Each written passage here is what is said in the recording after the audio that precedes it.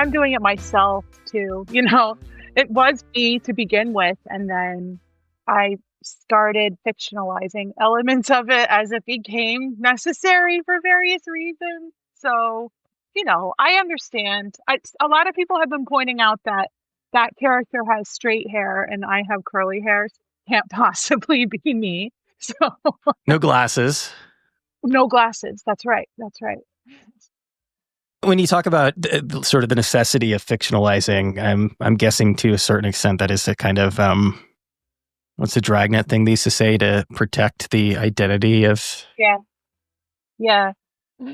Well, um, that's always a hard one. I mean, and I'm learning. Like, I pitched the book as an episodic semi-memoir, and it has definitely been based on my life and things that have happened. But then as I was going along, it turned into this like one long narrative, and that was sort of difficult. And in order to sustain that, I realized I had to move things around, and also I wanted to change the identities of anyone who like looks bad in the book.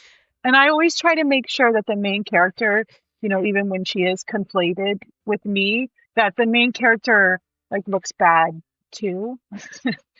Yeah. A little. In terms of being able to write somebody looking bad, like who better than yourself, right? Because you like, I don't know if you're like me in this respect, but not only am I the one person who sees all that I do wrong, but I'm also the person who completely fixates on it. I know. And I'm starting to learn that that's a look I need to kind of get over, like, it's really hard. I'm so self-conscious about all of that. So part of it was to protect people's privacy, and part of it was to serve the narrative, I guess I would say. Mm-hmm. You say that's a look that you need to get over. I mean, is that something that you've been kind of confronting in recent years? Yes, major imposter syndrome, or just feeling embarrassed all the time, feeling horrified that I'm sharing personal details about my life. And, I wanted this book to be about a lot more than just this one, like young artist struggle in New York City. So I wanted to make sure that New York City was a character in the book, and that we saw the city gentrifying and how that was affecting the main character and her friends. And so, yeah, I wanted to focus on other things. Also, I guess I could say that the main character, there it is. The main character works in a library and she's trying to write a book, but she can't. And book is about a pigeon story from World War I that's true, and she's obsessed with research and all of that. So the book is also an anti-war book because it talks about the effects of propaganda and the things that the main character, Louise, learns as she does her research on this like war history.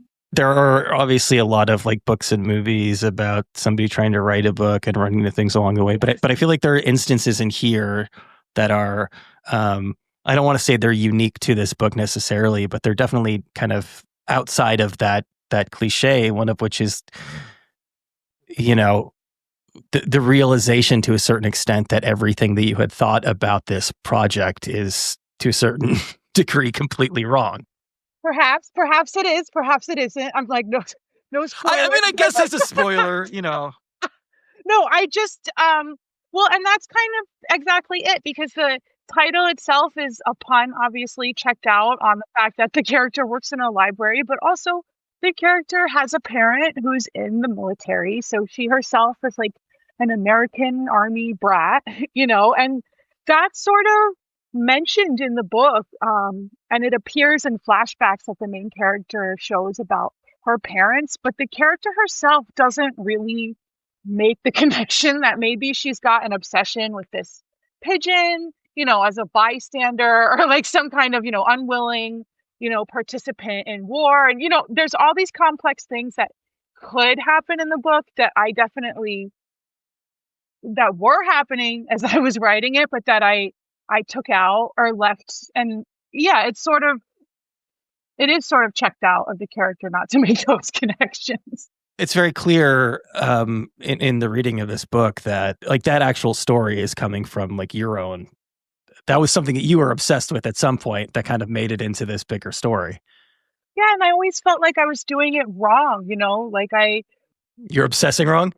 well, no, like I was doing well, yes. And also like I was doing the story wrong, like that this was a real incident and, whether or not the pigeon's involvement, turns out exactly to be as it was said, the incident did occur and I felt like a huge pressure to not like disrespect anyone who had lived through these horrors,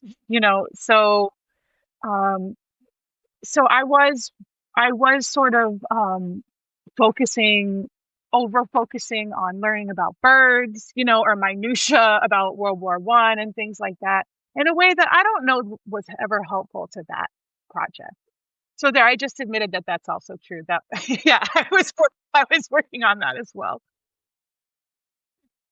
I've always kind of wondered, and I've got a couple of theories on this, why there isn't the obsession with the First World War the way there is with the Second World War. Obviously, like historically, it's further removed, but I don't think that our collective obsession with World War II has gone away. So, I mean, one just the sort of the unromantic brutality of it, and two, like just an incredibly confusing war as far as what people's motives are. With like World War II, like you get a pretty straightforward, like, here's the good guys, here's the bad guys. And World War I, it's just kind of like Europe falling apart after kind of a semi-random assassination.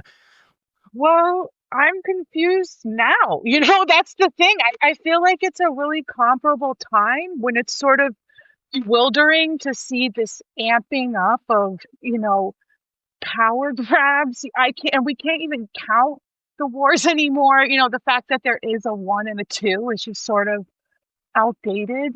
I think that as I did my research and went on this journey, I think there is actually as much of an obsession with World War I. I think I saw it a lot in England and France, for instance, where they were in the war much longer than the Americans were. And so they have this whole history. But yeah, it did hit in quite a bewildering way that involved new technology that was basically, yeah, for making killing more efficient. I mean, to put it bluntly, and so I think we're seeing a little bit of that now. Yeah. I don't want to give away like all of your secrets and all of your ties to this fictional character, but I know that you've discussed before that like your father was in fact in the military and that you did move around quite a bit. How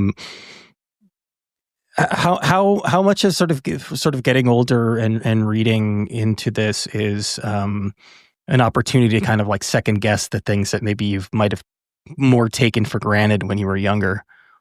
Well, it's interesting because, um, I love my dad. He's still alive. He and my mom and dad are both married, and they came to my book release party recently. But he was a high-ranking, military intelligence officer and also a soldier in combat. He had a 30-year career in the military, and that's really sobering to think about. And I feel sort of, again, embarrassed or overdue in not thinking about it. That was one reason I think I had an affinity with the pigeons, because it was sort of like, yeah, you just kind of were going along with what was happening. But then I started talking to friends every now and again who had not grown up on military bases, and I would tell them things and they would be like, "What? You had to do what?" There were certain rules. And then I also talked to other military brats, and as we're talking, it's like every conversation starts out like, "Oh yeah, my parents um were able to survive by joining the military. We had a big family, all kinds of reasons for joining the military." And then as we're talking, it's like, it's almost like the kids of the military uh, veterans or soldiers, like, are, I don't know.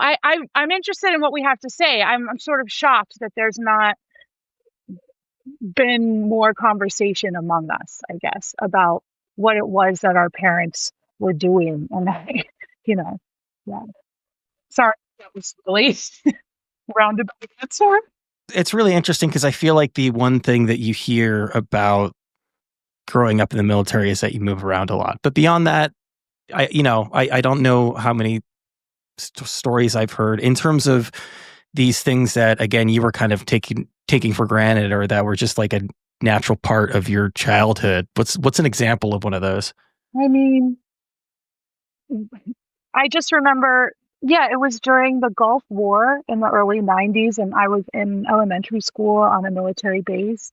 And it was just the case that a lot of other kids in class, um, their parents were over like fighting in the war. And, we would get marched out to the flagpole out front and we would circle up and everybody would hold hands. And, we would basically like sing and like pray. It was, I mean, to be, and everybody had like a yellow ribbon around their tree.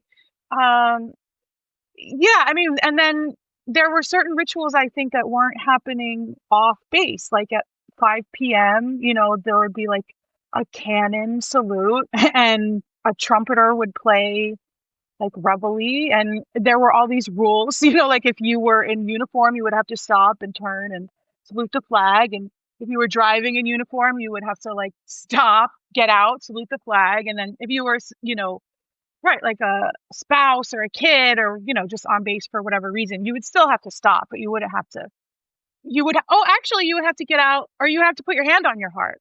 So it's just these things that were happening daily that, yeah, I wasn't tortured by them as a child. I don't want to portray it that way, but when I think back and then I look at the rise of militarism in our everyday life now, and I look at, you know, um, yeah, it's sort of comparable in a lot of ways. So You didn't feel any like personal pressure or pressure from your parents to go into the military yourself?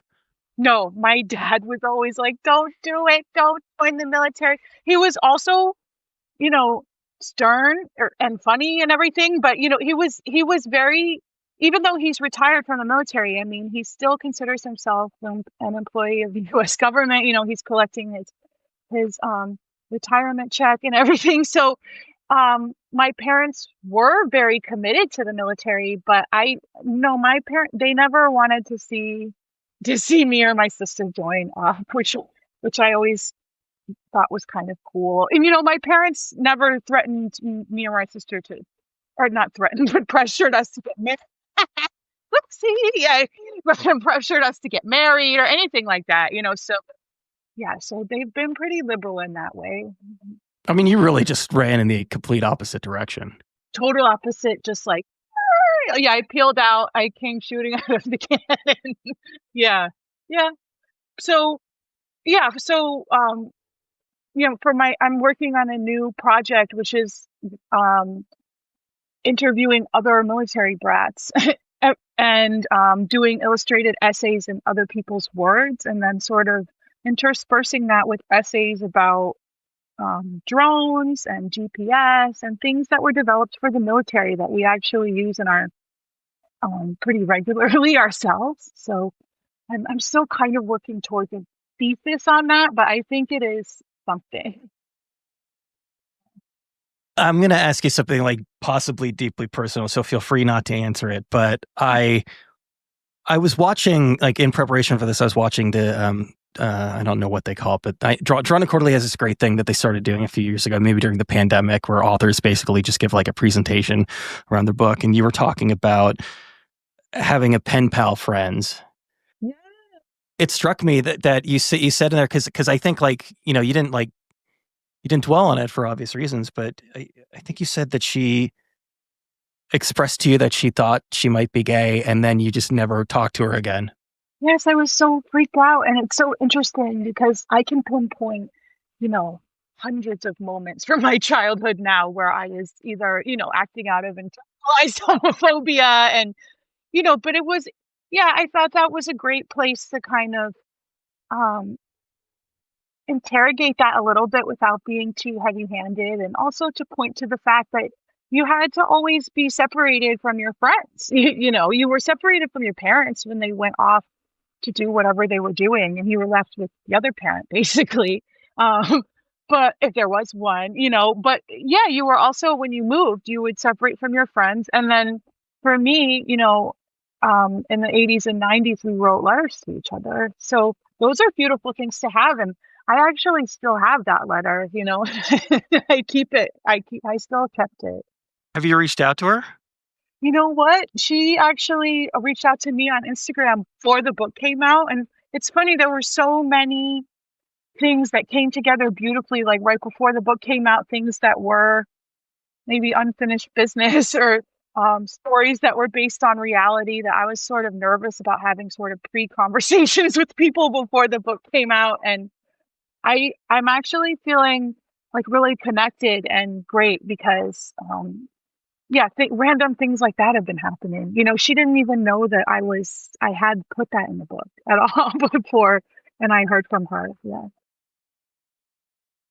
There is something interesting that happens that, again, when you like, as you get older and you start questioning, this is my little bit of my therapy speak, but what they call core beliefs in therapy, it really does completely recontextualize, again, a lot of the things that you had completely taken for granted up to that point.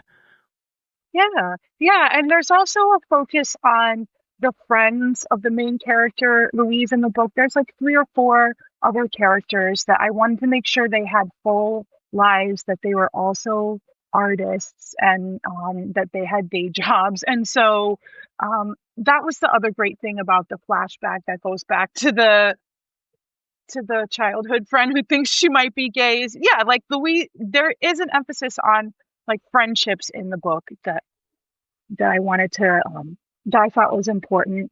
It's funny too, revisiting this, because again, like I said before we started recording, like I was living in Astoria for like 20 years, so Right. I came out.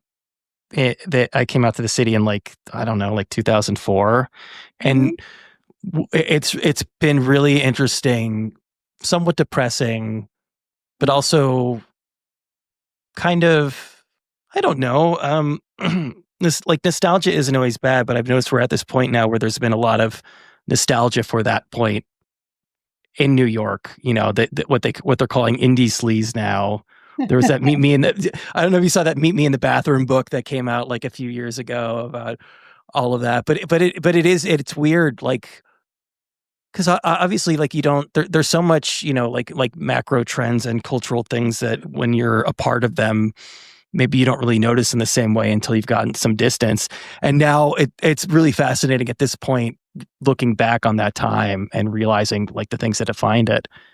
Yeah, I mean, it's funny. I was feeling sort of like I am part of like a, what is it, micro trend, macro trend? You said like right now, just because I feel like we're having such a thriving time in indie comics. It's like Paris 20s, like everybody is around, everybody is making their work, under certain amounts of pressure. I mean, the rent is definitely higher than it was in the 20s. But yeah, what you're saying about New York City and being here for a while, I mean, I've been here for 20 years myself, yeah, and I've not actually had the opportunity to see a place change before this. I was always only in one location for a period of time, and then you would have that weird time traveling period if you even went back to visit where, you remembered the ghosts of your your past in certain locations, but the place looks totally different or it looks totally the same, but all the people have changed. And I do love that. I mean, it can be sad when you're like bulldozing over where people live and, taking away their homes, obviously.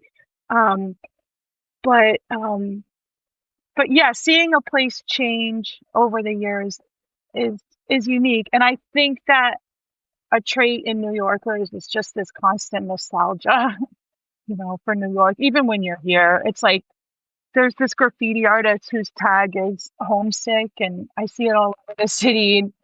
I just really like it because it's like being homesick for a place, but you're there, and again, not to be all tidy about it, but that's what I thought was great about the pigeon aspect that runs through the book is that, homing pigeons, it's like it's not even a metaphor. I mean, it's quite literal. It's like these creatures who know how to relocate or who know how to settle, and they always they never forget how to get home. So I thought it was I thought it was apropos.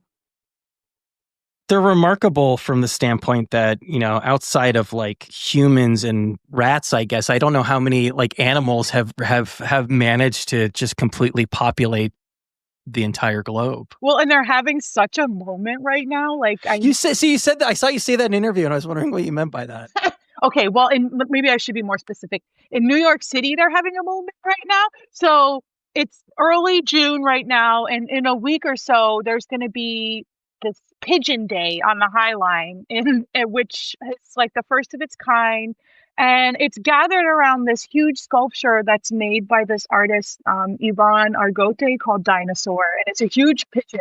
For people who don't know the High Line, it's old railroad tracks that are now just this park that kind of stretches along the west side of Manhattan. Yes, and it's beautiful. And now there's a big, like 30-foot pigeon standing at like 10th Avenue and 33rd Street.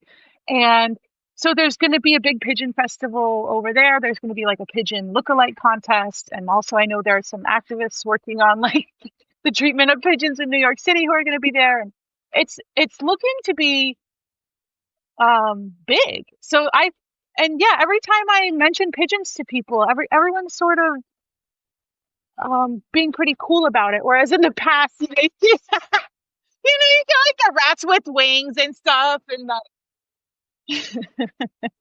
You mentioned a woman named Mother Pigeon. yeah, I was like, oh, that sounds kind of familiar. I'm going to look her up, and then I saw that her last name is Trachtenberg, and I'm like, wait a second, yeah, that's her. Is she's from the Sideshow Players?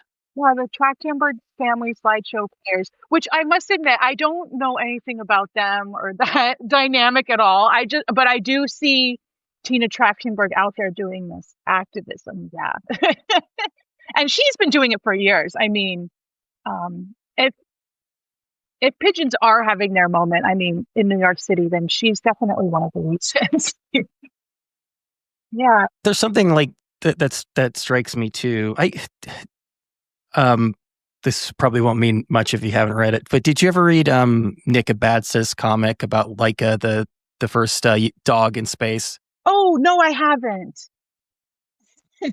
I would recommend you go back and read it just because there's like, I feel like there's a lot of like kind of parallels here between that story and, the story that you're writing or trying to write in the kind of broader context of this book. And part of it is Laika, hero dog in the USSR, but it didn't end great for Laika. Like animals that went into space didn't come back, and I'm thinking about this about pigeons being kind of almost like unwilling participants in wars.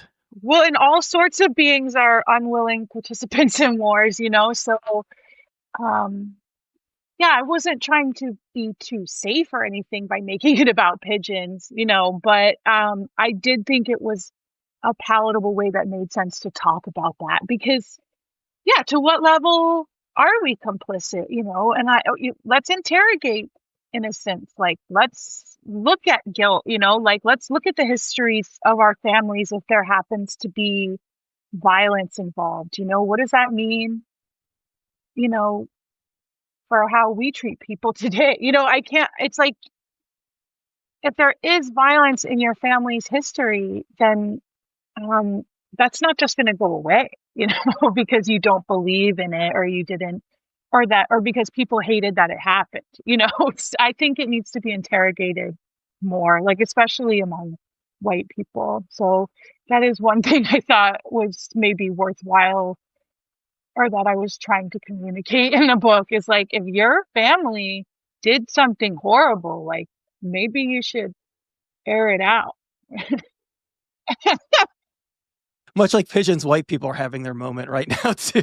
Well, and the moment is like, yes, look at what you've done. And like, racism is our problem. It's like a complete delusion created by white people. So yeah. I was reading a book about taxonomies and sort of the development of that over history. And one kind of minor point that he hits on is like how arbitrary race is as a construct. That this Linnaeus was the like even like pre-scientist's name, who he was the one who turned out did all like the Latin descriptions for animal names, and he decided one day, because he liked the number 4, that he was going to create that humankind was split into 4 races. So just and he had the privilege of being someone who could be like, I like this, and then it becomes gospel. Not everyone has that privilege, and it's just so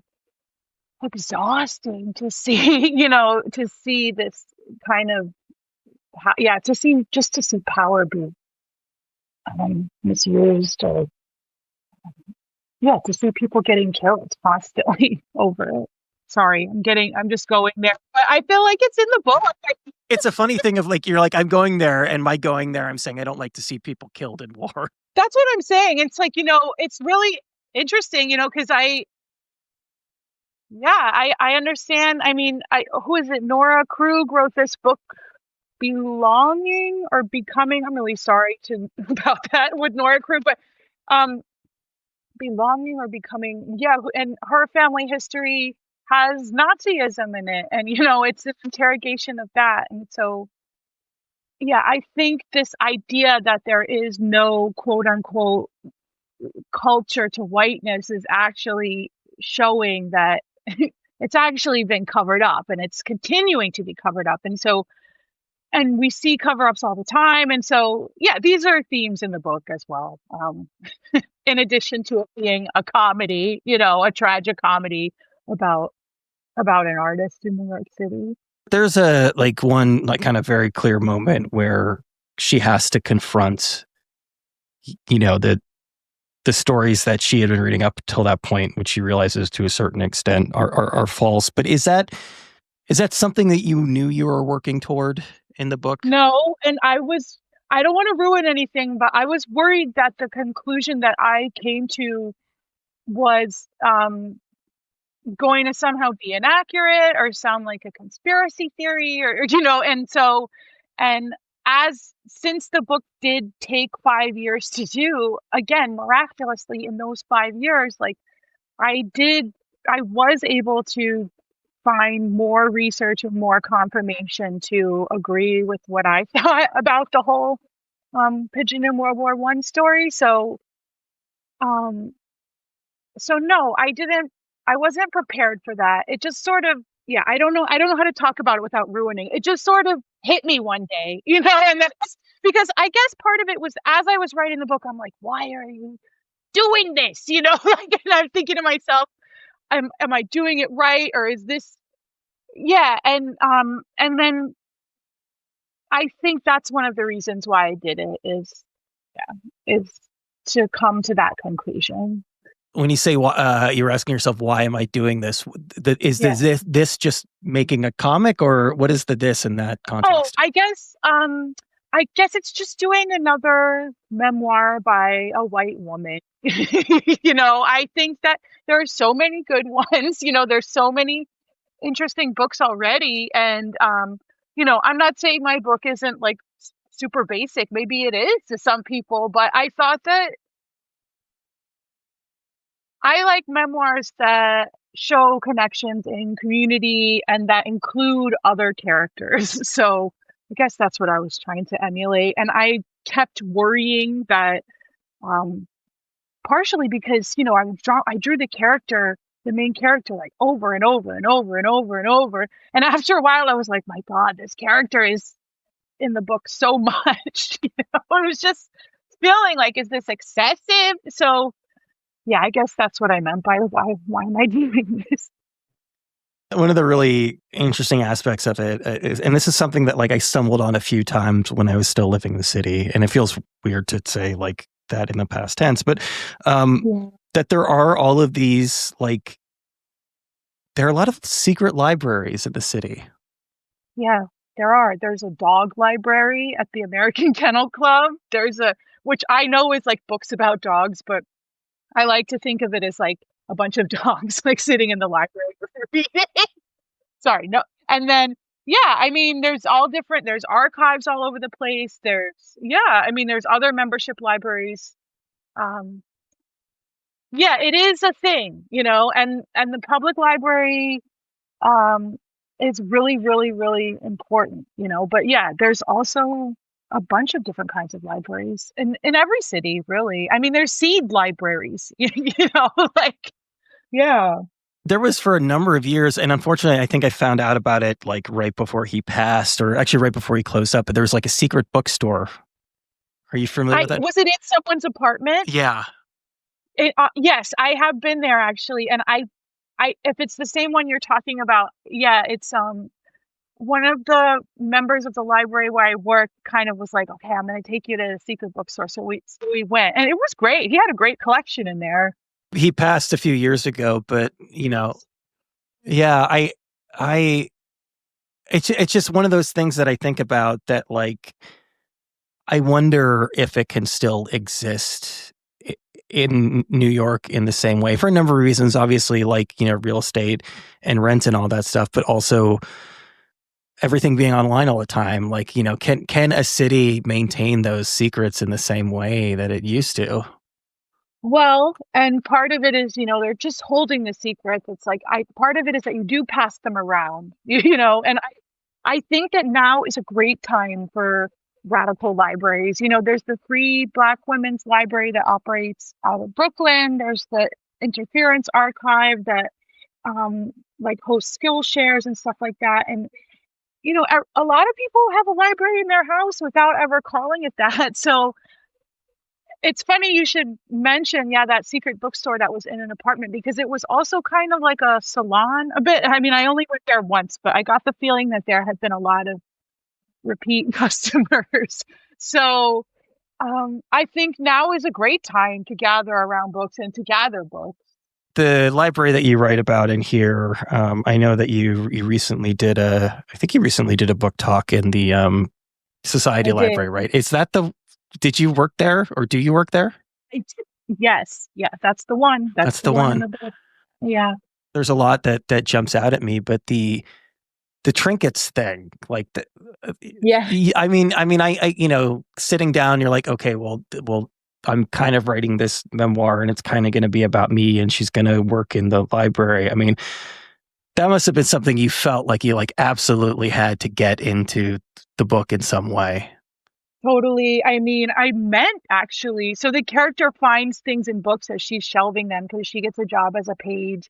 And then, she'll find like a ticket from the Paris Metro. That's what's in there. And there's like a card of JFK licking an ice cream cone. And I Playing actually card.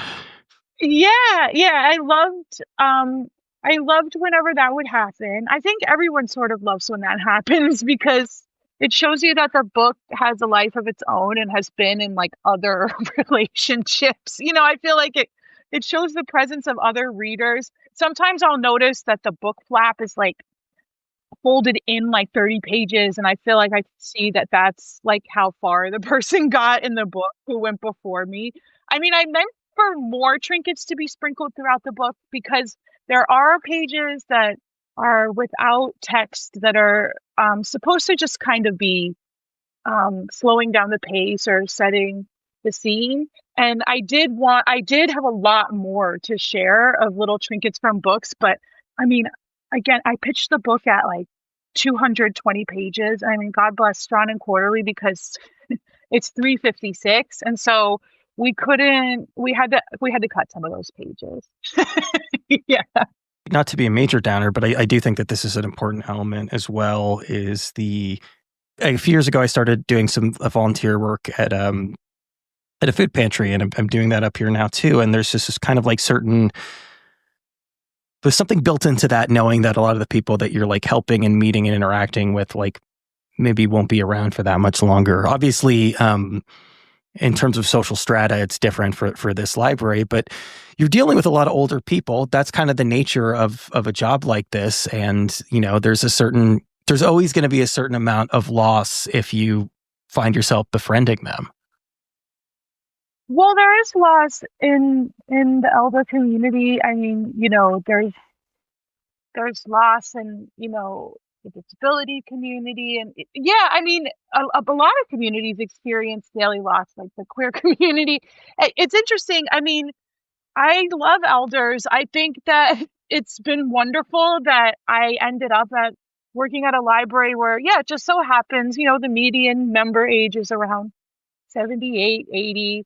I mean, I have a whole friend group of, you know, people who are different ages. I do tend to, I'm in my 40s myself. I tend to gravitate towards pals like in their 50s and 60s. Like, I mean, not to be too stereotypical, but like, I love going to bed early. I love telling it like it is. I love just like moving on after something is just not to my liking anymore and learning how to do that.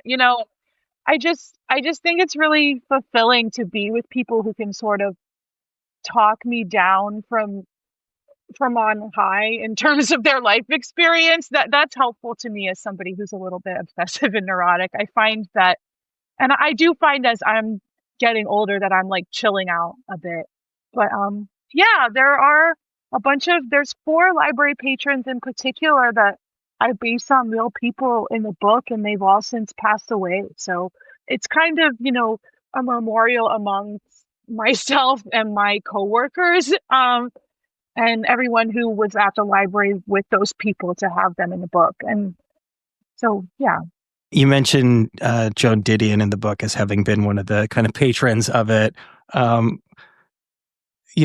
she, she's always been I know obviously like she was in Southern California a bit too, but she's always been a quintessentially New York figure for me. And she has a quote in like, I can't remember if it's the White Album. It's one of her books of essays about walking down Fifth Avenue and walking into a revolving door and you come out, you're 20 years older. And like, that has always weighed on me about how like time really works differently in New York. But anyway, that's a huge aside. But, I wonder if part of the appeal and like part of her appeal for you is that like, she is that frank person, right? Like she is like one of the most like no nonsense people I think of all time.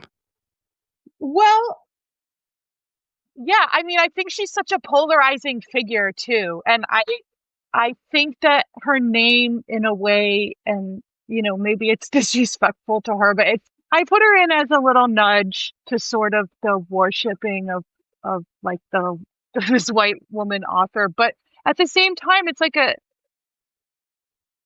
what is the word you used? Frank? I mean, she is a frank writer, and that is something that's always been beautiful about her. I mean, she's this kind of, sinewy figure in literature who's like wielding a scalpel. And I've always found her writing quite intimidating. And, I know she was like 2 feet tall and she seems like just an incredibly intimidating presence, in spite of being and I don't, yeah, maybe that was annoying to her too, to be treated that way. And, there's a certain analysis that she wasn't precise on. I never saw her really, I've often been turned off.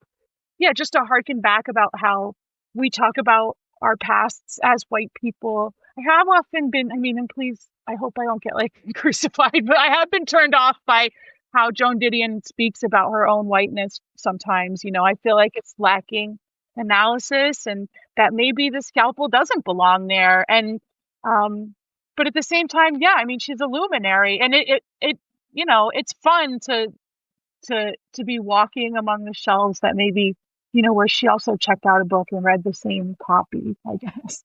She just kind of became cloistered and she really kind of had to be. And that was just sort of like this, she was moving up in, Upper West Side rich people society, which I guess to a certain extent maybe fits this library as well. But oh, it's totally this library. I mean, that's definitely, it's like I know there's a push to look at class a little bit going on. I personally wish there was more. Yeah. Did you read or do you know anything about, I want to say her latest book, but that book that they issued like in the last year, to like Letters to John? Oh no, I haven't read that, but I should. I mean, that's the thing. I am reading her stuff, and I'm also reading his stuff, her husband. I mean, I'm just, I'm talking shit. Or sorry, can I curse? I'm talking smack, but I'm also, I read their books. I didn't read that yet. No. I've just been thinking about it a lot, and I'm kind of curious to get your take on it as somebody who, ostensibly created a memoir. I read one of, I read one of her more recent books, and in it she's talking about, I want to say it's like Theodore Rose. No, it was Hemingway. It was Hemingway's letters, and she's a big proponent. Like, yeah, we should like publish these letters. The controversy in this new book is like, she's like the letters to her husband about, like, she's recanting like therapy and everything. It's like deeply personal, and it's the kind of thing that couldn't really be released until after she died. And I'm curious, like, I don't know whether you have whether you come down on one side of that, as far as like really just completely, publishing everything that somebody did, whether or not they wanted it to be out in the world or not. Yeah, I think that sucks. I think I see it done to women a lot. They did that. I mean, I'm not like sitting here with a book of facts, but I have been around the library for quite a while. Like I know they did that to Harper Lee. They put out that book, Go Set a Watchman, and I think they're doing a third. And as far as I've read, Harper Lee didn't want any other books published. They were pretty unfinished, right? You've got, I wish I could remember. Yeah, there's a book called Molly, that just came out recently, that has faced ethical concerns because its writer lost his wife to suicide. And I think some people were feeling that, I don't know, that there was a fuzzy consent around the project. I mean, it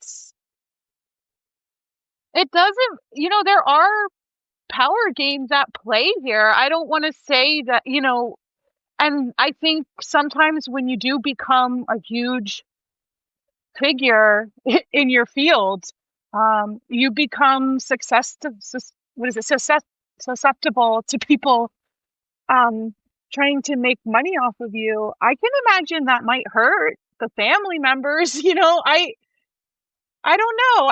At the same time, if it's a character that's been very damaging, I mean, I remember, I work, in programming at the library, and we've had all kinds of authors come through over the years. And one author that came through was this, like Hollywood biographer, Kitty Kelly. And, she's often, she's gotten in big trouble before because, yeah, she had an incident with Oprah, and I won't go into it, but, I, Google it. yeah.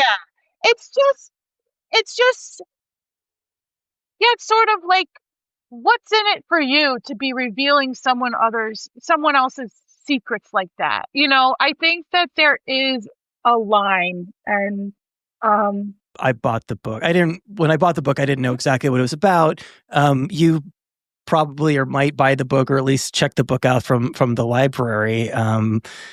There is something in this idea of having like unfettered, I don't want to say unedited, because it's very clear that like even in her diary, in her diary entries, she's like editing the hell out of everything. Like you could tell. Well, yeah. And I mean, look, I'm peeping at all sorts of things I'm not supposed to, or things that are damaging to read. I mean, I read the memoir by Patty Hearst, who was heir to this huge fortune and was kidnapped by this radical army Scythian in the Lebanese 60s, and Liberation Army. yeah, and ended up joining them. And it was very disturbing. It's like so, and yeah, I don't know. Yeah, should that book have been published? I don't know. So I do get it. I like the seedy underbelly of things. I like looking into people's ordinary lives. I love actually Andy Warhol's journals, where he's like meticulously counting up his cab fare. And, I think that all of this daily life minutia stuff is really of interest to me. And so I think I included a lot of that in my book as well, where it's, so the main character's roommate is a dog walker, and one of the first times you see her, there's like a huge key ring on, hanging in the living room with like a bazillion keys on it, and the character has her feet in like a little massage like bubble thing. So all of these little moments from everyday life, there are these repeated moments where we see Louise like brushing her teeth or like waiting for the coffee to brew. And so um, I kind of just love all that stuff because that's basically the content of everyday living. And it's not fabulous, but I do find it fun to see the way other people live. If I had gone on a date with somebody and they were shit talking Benny's burritos, like I probably wouldn't go on a second date with them. Well, then we didn't, it's just like, please, it's rude. I know, but I'm glad that came through that date was being rude because I understand that some of the references are just very New Yorky, but I was hoping that it would make sense in general, in context, that date was sort of a downer. So I'm glad that came through. Yeah, well, again, like this is coming from somebody who lived in New York for 20 years, so I do have that added context. True. But I mean the Mars. Like, thank you for putting the Mars bar in there. Like that was an important place for me in my 20s, and it really did like real stick fest, right? Like a oh, it was like it was everything that they tell you about CBGBs like was true about Mars Bar, and it was great, and it had a really good jukebox. But I think like the main thing, I think this is maybe the beginning of the movie Up, right, where like is it Up where they're like putting skyscrapers up around the house, and there's just like little last tiny little bastion from the past in there, and that's what the Mars Bar felt like. Like even as CBGBs like became what it was, like it was right there, and it was in an incredibly, what I have to assume is multi-million-dollar piece of real estate. I remember I once was taking my friend's cat because he couldn't take care of her anymore, and in order to do the exchange, we met up at the Mars Bar. So we had the cat in the carrier and we just like had the cat up on the bar. And I was always feeling like so punk rock that my cat had like been to the Mars Bar. It's funny, Up is a really interesting movie too because I I believe there's not a love story in that movie. And I really like when that happens, especially in children's movies where, there's like a whole plot going on, but somehow we need a love story when often we don't. Well, there's a love story, but it's incredibly depressing, and it comes right at the beginning of the movie. Oh, okay. There is a love story. All right. And then it's over after it's that, a crushing right? love story, right? I mean, it's kind of That's what I love. Okay. story. Well, that's probably why I like it too. I love a good crushing love story. So that must be what I'm remembering as well. But yeah, just unconventional love stories, stuff like that. Yeah, I remember Up for that. Are you a lifelong New Yorker? I don't know. I've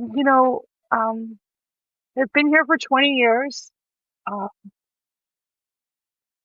I'm tired.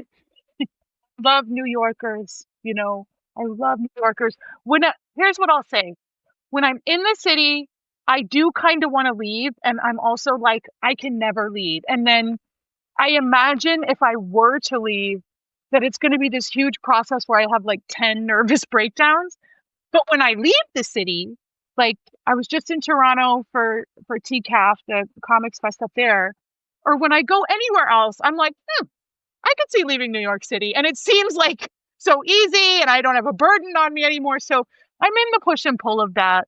Growing up, I didn't move around a lot. I lived in 2 houses during my childhood, and both were in the same Bay Area city. And it's kind of interesting to hear you talk about, again, having a parent in the military and having moved around a lot, but really putting down roots in New York because you are settled, you're there, but it's also a place where you can't really be settled in a super meaningful sense. Well, it's an island, and it was stolen from indigenous people. So I'm like, come on, that's but it is country. Yeah, but that's why the country's so it's like anyway, I'm just, here's what I'm going to say.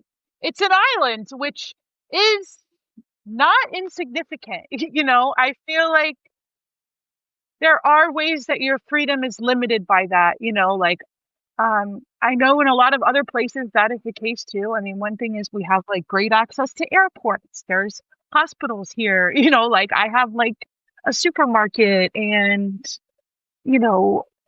a place to eat and like down the block all the time. It's like, so there's all kinds of creature comforts. Yeah, but it's also often uncomfortable. But there's big old taxes. You get, if you move to New York, you get your first paycheck, and you're like, oh my God. Like the taxes are outrageous.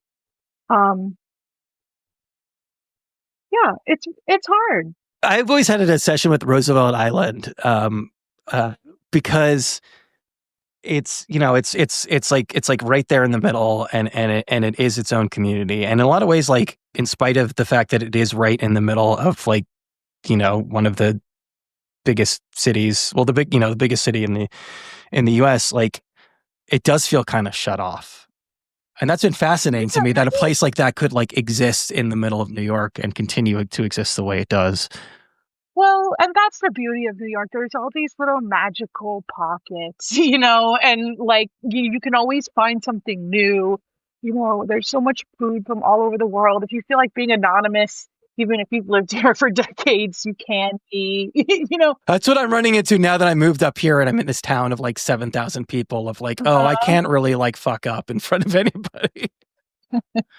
I'll be that guy forever. No, I also have a friend who had to leave the city because rent was too high and moved up to the Hudson Valley, and is saying the same thing, like, oh, there's a great bookstore in town, but sometimes when I go, it's like I have to say hi to like 10 people, and I'm just trying to have my quiet moment. So yeah, in terms, you can be by yourself here and not get lonely because you're surrounded by people. And the sense of community among New Yorkers is super strong. There's a lot of mutual aid going on. Like I live in a building with like, I don't know, 60 apartments. My neighbors talk to each other, and yeah, it's not an alienating place, but yeah, it continues to change, and that can be alienating, especially when the pace like picks up.